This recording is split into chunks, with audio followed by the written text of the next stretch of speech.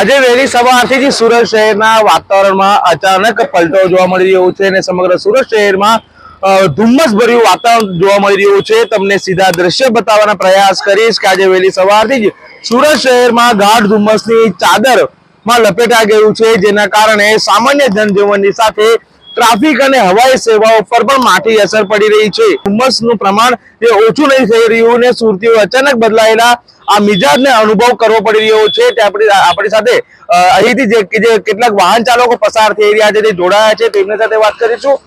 તમારું નામ જણાવજો। ધુમ્મસની ચાદર સુરતમાં જોવા મળી રહી છે, શું કેવું છે? મારું નામ સુનિલ દવે છે।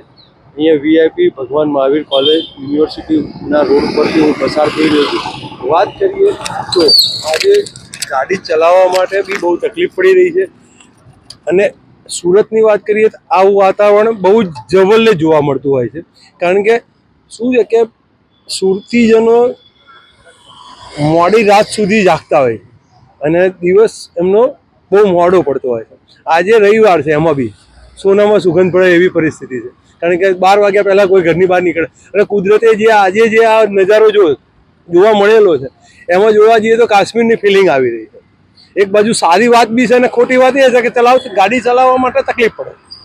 આ તમે ધુમ્મસની વાત કરીએ તો સુરતની એક્યુઆઈ 200 ની પાર જતો રહ્યો છે અને પ્રદૂષણની પણ વાત ચાલી રહી છે, આ બાબતે શું કેવું છે? પ્રદૂષણની વાત કરીએ તો ખરેખર જોવા જઈએ તો આ બહુ મોટો આખા વિશ્વનો પ્રશ્ન છે, કારણ કે ચોખ્ખી હવા માટે આવનારા સમયમાં જેમ લોકો બેગ લઈને ફરે છે એમ ઓક્સિજનના સિલિન્ડરો લઈને નહીં ફરવું પડે તો નવાઈ નહીં પામવું।